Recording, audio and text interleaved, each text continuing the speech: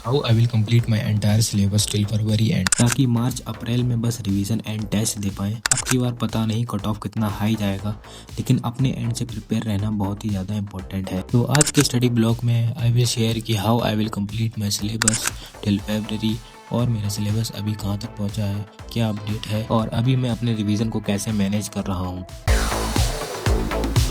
तो आज मैं सुबह 9 बजे उठ जाता हूँ और ब्रश व्रश करने के बाद ऊपर आ जाता हूँ, क्योंकि आज बहुत दिन के बाद धूप निकली थी। आज ज़्यादा ठंड भी नहीं है, तो इसलिए ऊपर थोड़ी देर रुकने के बाद फिर मैं आ जाता हूँ अपने स्टडी टेबल पर एंड दिन की शुरुआत करता हूँ प्लानिंग से कि आज मुझे क्या क्या करना है।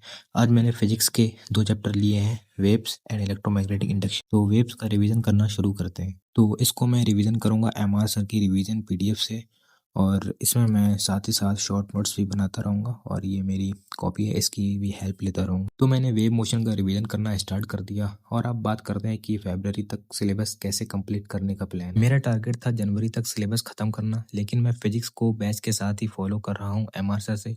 इसमें अभी इलेक्ट्रोमैग्नेटिक इंडक्शन चल रहा है, इसलिए उम्मीद है कि फिजिक्स का सिलेबस मेरा फरवरी तक अच्छे से कंप्लीट हो जाएगा। और आज मैंने वेव मोशन का रिवीजन इसलिए टारगेट किया क्योंकि रैंडम रिवीजन करने से चीज़ें प्रॉपरली क्लियर नहीं होती हैं। इसी रीज़न से मैंने रिवीजन के लिए रियल टेस्ट सीरीज ज्वाइन की है, और मैं उसी के पैटर्न के अकॉर्डिंग रिवीजन करता हूँ। संडे को मेरा टेस्ट भी है, तो उसमें जो जो चैप्टर्स आने वाले हैं मैं उन्हीं का रिवीजन कर रहा हूँ। तो वेव्स मेरा पूरा रिवीजन हो गया, पूरा चैप्टर, और शॉर्ट नोट्स भी बन गए इस चैप्टर के।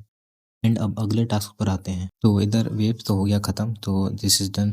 एंड आई एम थिंकिंग कि अब मैं बायो पढ़ूँ। आज मैंने बायो के 2 चैप्टर की एनसीईआरटी रीडिंग ली है, respiration in plants and animal kingdom. तो अब सोच रहा हूँ कि रेस्पिरेशन इन प्लांट्स की एनसीईआरटी रीडिंग शुरू करूँ। तो let start and complete NCERT reading. देखते हैं कितना टाइम लगता है। एनसीईआरटी तो मेरी अभी बिल्कुल नहीं है, एक खरोज भी नहीं आई है, तो ख़त्म करते हैं। तो अब मैं रेस्पिरेशन इन प्लांट्स की एनसीईआरटी रीडिंग स्टार्ट कर देता हूँ। ये चैप्टर छोटा है, लेकिन लाइन बाय लाइन पढ़ना बहुत ज़रूरी है, क्योंकि क्वेश्चन डायरेक्ट एनसीईआरटी से ही आते हैं। एनसीईआरटी रीडिंग के साथ साथ मैं नोट्स भी पढ़ लेता हूँ। नोट्स के साथ रिवीजन थोड़ा इजी हो जाता है। और बात करें बायोलॉजी के सिलेबस की, तो मैंने बायोलॉजी के चैप्टर्स को वन शॉट से कंप्लीट किया है। वन शॉट करने के बाद मैं नोट्स पढ़ लेता हूँ और फिर एनसीईआरटी पढ़ लेता हूँ, और रियल टेस्ट के सिलेबस के अकॉर्डिंग जो जो चैप्टर्स आने वाले होते हैं उन्हीं का मैं रिवीजन करता हूँ, क्वेश्चन प्रैक्टिस और एनसीईआरटी रीडिंग करता हूँ। और जो चैप्टर्स एनसीईआरटी से क्लियर नहीं होते हैं उनके लिए मैं लेक्चर देख लेता हूँ, ताकि कोई कॉन्सेप्ट में गैप ना रहे।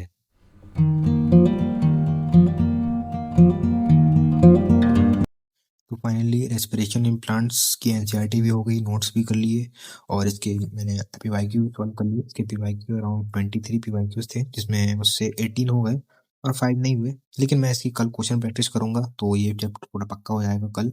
और बाकी अब अपना नेक्स्ट टारगेट देख लेते हैं। तो अभी हम टास्क पर देखें, तो मुझे आज रेस्पिरेशन एंड प्लांट्स की एनसीईआरटी रीडिंग करनी थी, तो ये टास्क मेरा खत्म हो गया। एंड अब फिजिक्स पे आते हैं। मुझे इलेक्ट्रोमैग्नेटिक इंडक्शन का लेक्चर लेना है, तो उसको करते हैं। तो उसके बाद मुझे और केमिस्ट्री बायो भी करनी। तो फिजिक्स का लेक्चर लेने से पहले मैं थोड़ी देर के लिए ऊपर आ जाता हूँ। ऊपर तो बहुत ही अच्छी धूप निकली हुई होती है, मन करता है कि यही धूप में पढ़ने बैठ जाऊँ, लेकिन स्टडी टेबल पर बैठकर पढ़ना ज़्यादा बेस्ट रहेगा। तो फिर से नीचे आने के बाद मैं आज का इलेक्ट्रोमैग्नेटिक इंडक्शन का लेक्चर लेना स्टार्ट कर देता हूँ। लेक्चर ध्यान से लेना बहुत ही ज़्यादा इंपॉर्टेंट है, क्योंकि बस लेक्चर देखने से चीज़ें क्लियर नहीं होती। स्टार्टिंग में थोड़ा कम समझ आता है, लेकिन जैसे जैसे लेक्चर आगे बढ़ता है तो चीज़ें क्लियर होती जाती हैं। मैं कोशिश करता हूँ कि सिर्फ देख के लेक्चर कंप्लीट ना करूँ, बल्कि साथ में ही नोट्स बनाता हूँ और क्वेश्चन समझने पर ज़्यादा फोकस करता हूँ। और एमआर सर तो क्लास में ही इतने ज़्यादा क्वेश्चन करा देते हैं कि अलग से फिजिक्स में क्वेश्चन प्रैक्टिस करने की ज़रूरत नहीं पड़ती।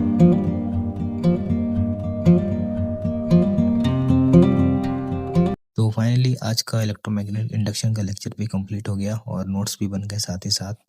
और अब देखते हैं नेक्स्ट टास्क क्या है। तो इधर इलेक्ट्रोमैग्नेटिक इंडक्शन का लेक्चर ले लिया, तो इसको टिक कर लेते हैं अभी। तो बढ़ते हैं अब अगले टास्क पे, जिसमें अभी हमको अल्कोहल फिनॉल ईथर का लेक्चर लेना है। केमिस्ट्री सुबह से नहीं किया, तो वो कर लेता हूँ। तो अब मैं केमिस्ट्री का लेक्चर लेना स्टार्ट कर देता हूँ। ऑर्गेनिक में रिएक्शंस थोड़ी कंफ्यूजिंग हो जाती हैं, इसलिए लेक्चर के साथ साथ मैकेनिज्म समझने पर भी फोकस रहता है। मैं कोशिश करता हूँ कि सिर्फ रट्टा ना मारूं, बल्कि ये समझूं कि रिएक्शन एक्चुअली काम कैसे करती हैं। साथ ही जो इंपॉर्टेंट पॉइंट होते हैं उनको मैं अपने शॉर्ट नोट्स में लिख लेता हूँ, ताकि बाद में रिविजन करना ईजी हो जाए। तो ऑर्गेनिक का लेक्चर मेरा यहाँ पे कंप्लीट हो जाता है, और नोट्स मेरे पहले से बने हुए थे। बाकी मैं शॉर्ट नोट्स बना लेता हूँ, और पढ़ते हैं अपने नेक्स्ट टास्क की तरफ। तो इधर आज केमिस्ट्री का लेक्चर हो गया तो इसको टिक कर लेता हूँ। बढ़ते हैं नेक्स्ट टास्क की तरफ। तो अब करते हैं एनिमल किंगडम की एनसीईआरटी रीडिंग और उसके बाद हाइड्रोकार्बन की भी एनसीईआरटी रीडिंग करना है।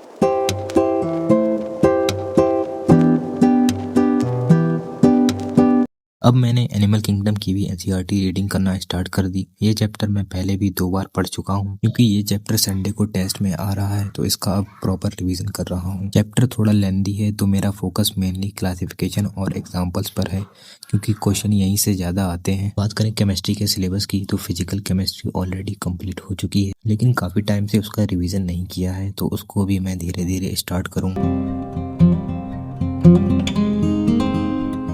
फिर मैं एनिमल किंगडम की भी एनसीईआरटी रीडिंग अच्छे से कंप्लीट कर लेता हूँ और साथ में नोट्स भी पढ़ लेता हूँ। और अब रात भी बहुत ज़्यादा होने लगती है, तो बढ़ते हैं नेक्स्ट टारगेट की तरफ। तो एनिमल किंगडम भी कंप्लीट हो गया तो इसको अब टिक कर लेता हूँ। अब बचा है मेरा हाइड्रोकार्बन की एनसीईआरटी रीडिंग, तो अब इसको भी शुरू करते हैं और देखते हैं कितनी देर में हो पाता है। इसलिए मेरे पास ऑर्गेनिक केमिस्ट्री के भी शॉर्ट नोट्स हैं, लेकिन अब मैं सोचता हूँ एनसीईआरटी से ऑर्गेनिक करने का।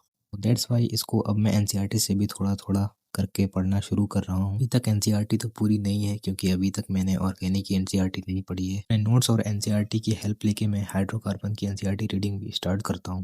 बाकी अगर मैं अपने रिवीजन प्रोसेस की बात करूं तो मैं कोशिश करता हूं कि डेली टारगेट्स में 40 to 50% पार्ट या तो रिवीजन का हो या फिर क्वेश्चन प्रैक्टिस का। ये स्ट्रेटेजी मुझे काफ़ी हेल्पफुल लगती है, इसलिए मैं इसी को फॉलो कर रहा हूं। इसी तरह से मेरा टारगेट है पहले पूरी ऑर्गेनिक केमिस्ट्री का रिवीजन करना, उसके बाद फिर इनऑर्गेनिक का भी एग्जैक्टली इसी प्रोसेस से रिवीजन करूंगा। फरवरी तक का गोल है कि सिलेबस कंप्लीट हो जाए और साइड बाय साइड जो ओल्ड चैप्टर्स पढ़ चुका हूँ उनका भी रिवीजन होता रहे, ताकि फरवरी से फुल सिलेबस टेस्ट आराम से दे पाऊँ। और हाइड्रोकार्बन की एनसीईआरटी करते करते रात काफ़ी हो जाती है और फिर सोने का टाइम हो जाता है। इसी के साथ आज के ब्लॉग को यहीं पर कंप्लीट करते हैं।